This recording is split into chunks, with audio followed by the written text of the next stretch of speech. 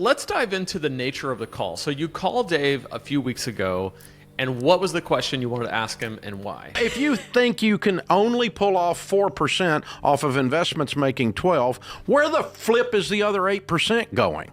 People who Dave has impacted in a positive way have suspended their ability to be critical of Dave because they see it as really an attack on their own identity.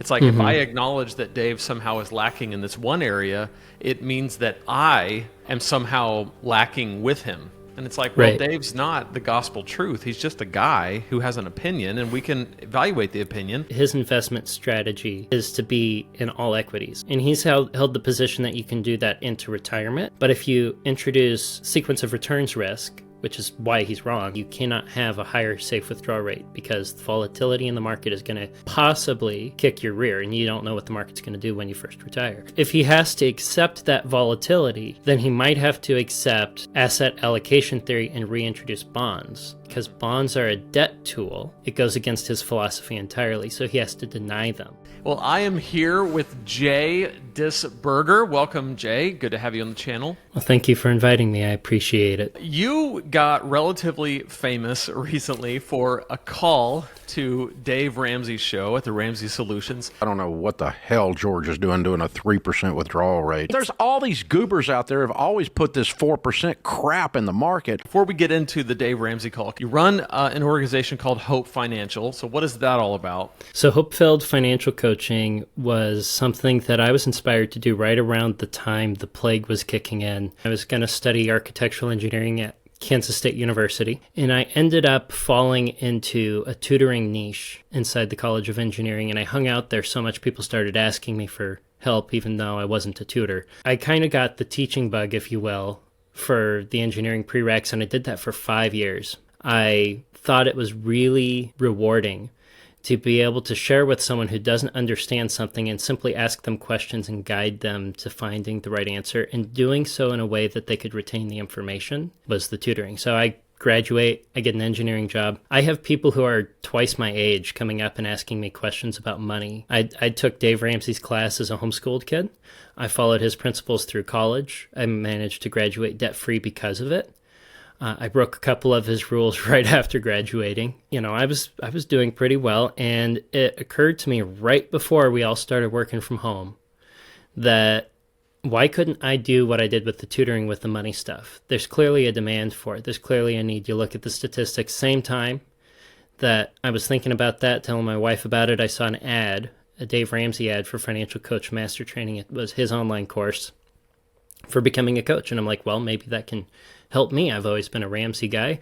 I'll follow his stuff and maybe use it as a springboard, as a side hustle or something I could possibly end up doing part-time to full-time later on.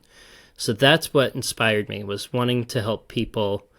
And it's kind of based in my background and experience with tutoring them in engineering. So much of what we talk about on this channel is really any online business, or I know in your case, Hope Financial is both a ministry, it's a passion, it's a business. It's really just about identifying a need attached to something that you already know how to do, some kind of expertise, experience that you have. So it's so cool to trace your steps all the way back to when you were getting your engineering degree and you loved helping people, and now you're just helping people in a different way online. I love that. I'm curious about this because this leads up to the call with Dave. So you broke a couple of Dave's rules. Do you remember what the rules were? Oh, explicitly. He's a no credit card guy, right? Yep. No credit score. I believed from the onset of my introduction to Dave as a homeschooled kid on that you did not need a credit score to get a mortgage. I didn't ever hear him talk about, though, the specific details of what you need for manual underwriting. Going from being a college kid who had a tutoring job that paid nothing compared to what I was going to have as a full-time career, no work history, no rent history, because I lived in, well, to use Dave words, my mother's basement while I was in college. I was like, well, I need a mortgage. I went to Churchill Mortgage, who Dave is endorsed by, right? He's like, hey, go to Churchill if you want manual underwriting. The guy on the phone with Churchill straight up told me, yeah, because you don't have anything that we can do manual underwriting on, I can't help you get a mortgage. I really wanted to buy. I know Dave would say rent. The market in Salt Lake City, Utah was way too hot for me to rent, and it would be cheaper to have a mortgage than have rent. So I got 2 credit cards, eventually a third, got my credit score up really fast, talked to a credit expert, got that mortgage, and I held on to those credit cards for a little while. And playing the credit card game, in Dave's words, taught me why he does tell you to not have credit cards. They did impact my spending behavior. So I got rid of them eventually. But that was the rule I broke in order to get the mortgage. I was a little too hungry to own. Yeah, we broke the credit card rule as well, and still do. And we just pay it. We have it automatically pay off in full every month, and that's one of my things with Dave. But I won't get into that. Let's dive into the nature of the call. So you called Dave a few weeks ago, and what was the question you wanted to ask him, and why? So the question is, I am on the teetering edge of coasting financial independence. And for listeners on your show who aren't familiar with the concept, coasting FI is when you have a lump sum in your retirement nest egg right now that you're working on saving up. And if you had to stop contributing to it, if for some reason you could not add any more to it because life got messy and happened, by the time you hit age 59 and a half, by the time you hit 60, will that have likely grown to be enough that you could retire with dignity? Now, that's not to say that you don't have to add any more to it, or that you won't add any more to it, but it's not a need, right? And if I am roughly there, so I gave where I was with the nest egg, said I'm 30, going to be 60 when I want to retire. If I left it alone, do I have enough then to retire? You have to start the retirement journey with the end in mind. So if you want to know how much money you need to retire, you need to know how to convert that nest egg into an income. In my own personal journey in exploring that was another area where I found Dave had a shortfalling in the advice he gave. He doesn't believe in asset allocation theory, and he has this 8 to 10% safe withdrawal rate advice, which I bought into early on until I started trying to run the numbers myself. And I was like, oh, this is just blatantly wrong. Not only is it wrong, but it's dangerous because half the people who follow it to a T, if they have a slightly longer than average retirement, are going to run out of money. And it's those first 5 years where they actually put their nest egg in a position where it's not going to be able to recover if it was really close. So I started getting really passionate about the topic. And if I asked Dave about the coasting FI thing, he'd have to either say that, yes, it's okay to ease up on baby step 4. He's very dogmatic about the baby steps, right? Baby step 4 being put 15% of your money into retirement accounts. And I wanted to ease up on that to pay off my home faster, baby step 6. And he could do that if he maintained the 8 to 10% withdrawal rate advice. But I thought that he would prioritize the baby steps over the safe withdrawal rate stuff and say, well, let's consider a more conservative plan because you have 30 years for this lump sum to grow. Who knows what the market's going to do? And let's try to plan where you actually build a little bit more wealth. So let's try to plan around the safe withdrawal rate that's lower in order to be on the safe side. And I would expect him to probably go enough that I'd have to stay with baby step 4, kind of denying me the coasting FI position. So the lower you go with the safe withdrawal rate, the more likely it is that I am not at FI, coasting FI. So I didn't want to take all these outside sources and present them to Dave. I wanted it to be Dave's stuff. If it comes from Dave, he'll take it seriously. And if it comes from someone he trusts, I figured he'd take it charitably. I had 2 sources. One was an article on his website, and one was George Camel's video where he had a study that straight up showed that coasting financial independence, well, okay, not coasting financial independence. He talked about FIRE in general, but he used a 30-year time horizon and said 4% isn't a safe withdrawal rate for 30 years. 3% is if you want 30, 35 or more. And I'm like, well, I want to retire for 30 years. If I retire at 60, I hope to live to 90. I'd like to plan around at least living to 90. Yeah. So I guess 3% might be safe. He went from 8 to 10, down to 4, down to 3. Right. Yeah. Wow. And so I was like, well, the article he had was 4 to 5%. And I've got a video on the Hope-Filled Financial Podcast where I go through what that article had. I found it on the Wayback Machine.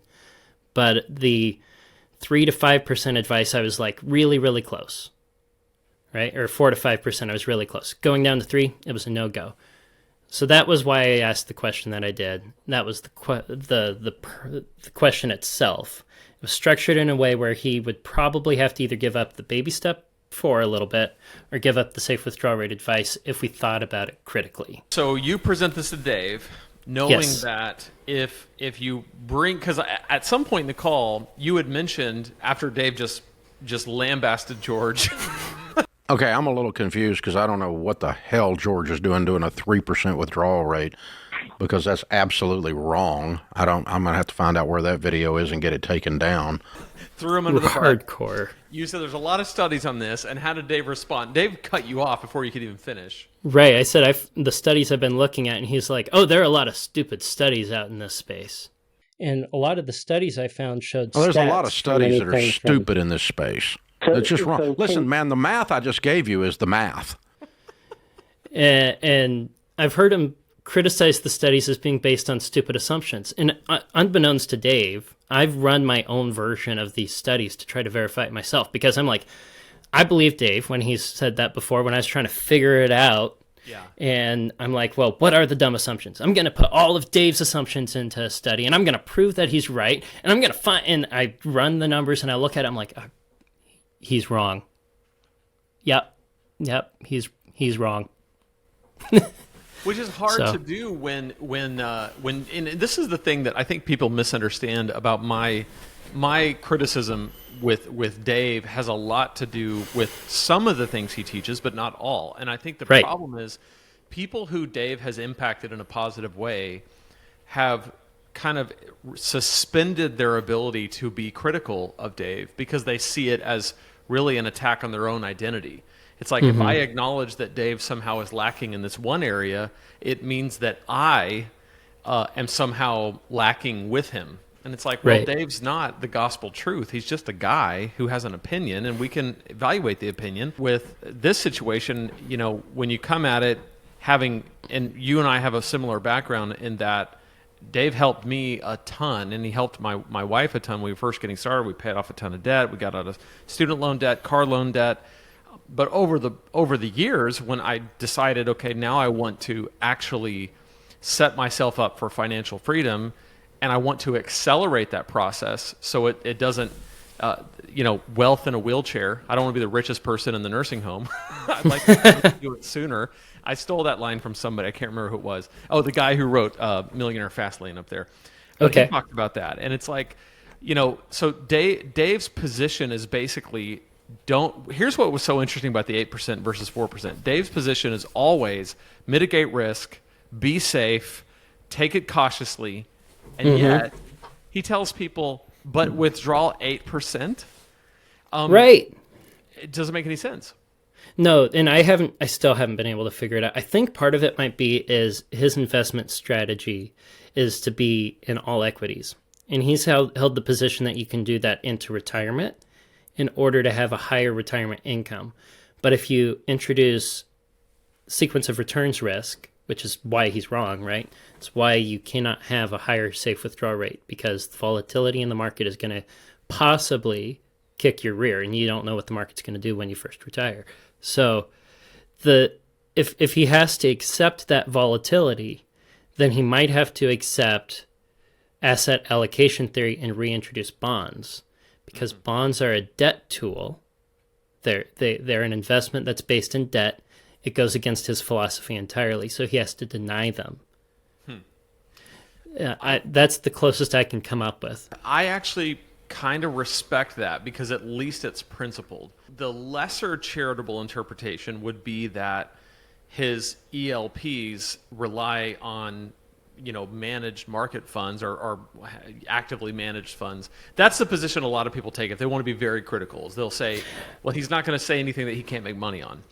I think, knowing the ELP program a little bit and the way that financial advisors have to be regulated, I think that it's going to be putting their licensing at risk if they were to put someone in all equities just every time. They have to report to the SEC someone's risk tolerance, and they have to show that they set them up in a portfolio that is accommodating to that individual's risk tolerance. And I think most of the ELPs are actually going to disagree with Dave on this. And I know from people I've talked to who have been in the program, you are allowed to disagree on Dave when it comes to safe withdrawal rates and asset allocation, and you can still be in the ELP program. Well, so here's a question I had along those same lines. A lot of the financial advisors, he would call them certified financial Pharisees or whatever. That's the line. Yeah. A lot of them said that even suggesting an 8% withdrawal rate would put your status in jeopardy. Would you agree with that? I think going up to 8% can harm a good number, possibly the majority of retirements that try to pursue it. And I say can because it depends on the time horizon. And it depends on if that individual is going to hold to that 8% through a down market or if they're going to open their eyes and become flexible, right? Now, for those that it can harm, it is genuinely dangerous. You can put yourself in a spot where you're broke. You have too much retirement at the end of the money. And that's part of the motivation for me to call in. Dave has a massive following. So if he's giving this advice and people are following it, then they're going to be going broke. Or they're looking at it, building up a false hope with someone who's actually able to help them get out of debt and do a lot of good. Like you and I agree, he has some excellent stuff when it comes to getting out of debt and staying out of debt. He's got solid messaging. And I don't want that false hope to turn people off from him completely and the good that he could otherwise do for them. I applaud you for coming at it with from such a sincere place, because I think that's probably why you were able to get through and probably why you were able to have as long of a conversation. His receptiveness to it was about what I would expect. I took the position, I did a video on this, I'll link it below, but I did a video on this one after the call and a couple weeks after it happened. And my take was kind of different than what a lot of people did. And that was, man, it must be miserable to work for Dave. Yeah. That was my take. And because I'm looking at things always from the angle of, like, let's take, for example, your situation, right? So you start Hope Financial and you have a YouTube channel. You could have said, okay, I'm going to go to Ramsey Solutions. I'm going to prove myself. I'm going to work my way up. And maybe one day they'll make me a personality and you could be sitting at the desk at the Ramsey show. That's exactly what George did. Yes. And now George has to suck it up. And I'm sure George is a great guy. I honestly feel bad for the guy because it would be horrible to be in that Did you see what happened yesterday? No. What happened yesterday? Dave was on the show for the first time since the phone call on November 2nd. He came back from vacation in Egypt, and his co-host was George Camel. And the very first call of the show was a guy who's calling in saying, I want to retire. I'm 54. My wife doesn't think we have enough. We have $2.5 million. Should I retire or not? I'm 54. She's 51. I'd like to retire next year at 55. Do you have the finances to retire? Is your nest egg big enough? How much is your nest egg, dude? Around $2.5 million. And he pulled out the 8 to 10% safe withdrawal rate advice, and George sat there quietly. So she needs more than a couple $100,000 a year to live on? And Correct. $2.5 million invested in good mutual funds, if it made 10%, would be $250,000, right? Mathematically, the answer is you're just fine, and I just outlined why. Yeah. I'm not kidding. I can't make this stuff up. Well, here's the thing about that is so just part of me just dies inside. When I watch the Ramsey show and I see a dynamic like that play out, where you've got Dave, right? And then you've got insert whatever host. Doesn't matter who it is. All they're doing is looking at him to try to figure out, what am I supposed to say, right? Like, that's the way it feels to me. It's like, okay, like I'm not gonna disagree with Dad over here. Like I said, Ken, just sit there and do what you're told and agree with me. All right, the next caller, Eugene. Thanks for the call, Eugene. You know, Ken, I'm going to say some things, and you're going to agree with me. Here we go. First, that guy's a dummy. He's almost as dumb as everyone else. It's more fun to hear different perspectives from the same network and go, wow, they must really believe what they're saying, because otherwise, why would they risk it? Whereas when you watch something like that, it's like, okay, well, they're probably under contract, and they have to do what they have to do, and I guess the money's worth it. And you run into in my education experience an epistemological problem, where if you're trying to educate someone on how to grow with a growth mindset and understand things better and retain the information, you ask them, okay, here, solve this problem. Why did you do it this way? If they were to explain it because I believed that the model I used or the problem solving I did reflected reality, that's a good mindset. If they say, because this is the solution I think the teacher wanted me to put down, then they're not grasping the full situation as a problem solver will when introduced with something they haven't seen before. Yeah. And that's the kind of thinking that I hope the Ramsey personalities can break out of, if they're really looking over to Dave like, well, what does Dad want me to say? Yeah, it's never going to happen. But you're 100% right. Like that is what has to happen. And I've actually been in situations where I've been employed where there's a really dynamic, like kind of hard driving leader running point, and you just know, like, well, we all have to agree with what he thinks. You have to get inside his head and agree with him. And I chose that I want a different life, but I don't like employment anyway. I hate everything that comes with it. I don't like restraints. I don't like conditions. I don't like having to ask another person for time off. I talk about this all the time. It's one of my things. So that's why I love to help people build, like, start and grow their own online businesses that eventually get to the point where they can break free. So let's dive into Hope Financial. What are your plans? Like, do you have courses that you're building? Do you have a community that you're building? Like, let's talk about all that. So I started Hopefield Financial Coaching when I lived in Utah, and I had a small church community that I was a part of, and some people started picking up that I was starting the financial coaching thing, and I started finding people to do one-on-one coaching with, and that was rewarding. Then I had a mom who knew me very well come up and say, hey, I have a teenager. I want them to do personal finance. They're homeschooled. I was going to buy the Dave Ramsey curriculum, but I trust you more than I trust a guy I've never met in Tennessee. So could you teach my teen about how to do personal finance stuff? And so I wrote a personal finance curriculum for teenagers and delivered it in person in the church. My network was growing. Then we moved. We moved to get closer to family. It wasn't necessarily a business move. I still work remote for the same employer I have in Utah. So the situation in moving, though, to Kansas City is I have no built-in network here. None whatsoever. I had a brother who lived here. He moved away to Tennessee, ironically. And then I've got a sister. No, but he's driven by the building and sent me pictures before. Yeah, it is funny. So he's at any rate, I'm like, well, how do I grow my network here? How do I put myself in proximity in a community? I joined a church and it's not growing organically the same way before because, I'm the new guy. Yeah. And it's a much larger community that's a little harder to connect with. So I started the podcast as my first effort to try to grow. And I thought that could be a good avenue to actually spread instead of just my local area, have a larger outreach and start building a community through it. So build a following with the podcast through the videos. And then from there, I can either grow the one-on-one coaching over Zoom calls. After the pandemic, everybody has Zoom, or everyone has video calls, basically, right? That's normal. Yep. And I do have clients like that from around the country now who will set up a consultation, and then will start working with me, and I'll help them with their personal financial situation. I started getting the idea that I wanted to write a series of workshops for an employer to offer as a benefit to their employees. And I've written about 6 of those out of 14 for a whole course, if you will.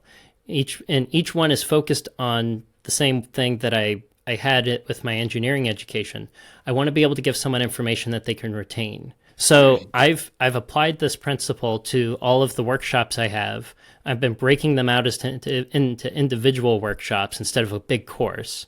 And because the podcast has been taking off as it is, I'm shifting gears to making them online courses that individuals and couples can take, as opposed to ones that are offered through larger communities like employers or churches.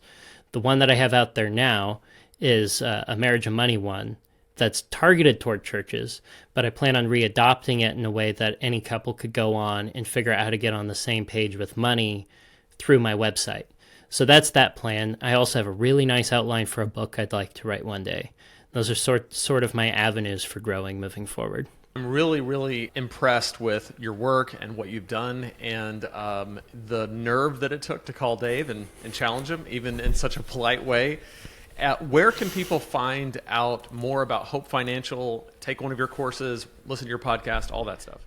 So right now you can find me almost anywhere you listen to podcasts. If you have a favorite podcasting platform, I'm on YouTube, I'm on Rumble. Look up Hope-Filled Financial Podcast, Hope-Filled, one word. Capital H, capital F. My website is hopefilledfinancial.com. You can also, I guess, at this point, just Google J. Disberger, Disberger, and Dave Ramsey, and I pop up. I'm pretty everywhere there. I wouldn't say I became famous because of it. Maybe viral video adjacent. Yeah. But it's definitely made me easier to find. So those are the ways to find me. I have a little form on the bottom of my website. Ask me a question. You put your name, your email, and you write a question. I answer all of those that aren't spam. And since this thing blew up, I've had people not only sending me questions, asking if I can work with them, but also sending me feedback on how I can be improving with the podcast and other topics they want me to cover in the future. I'm really excited about the programming that I've done for 2024. Wow. It's going to be really good. Well, man, this has been a lot of fun, and I can't wait to see what happens with Hope Financial in the future and how you continue to grow. And I'd love to have you back on someday next time you call Dave, and we'll talk about it again then. It would be a pleasure to join you again. Thank you again for inviting me. It's been a sincere pleasure. Thank you.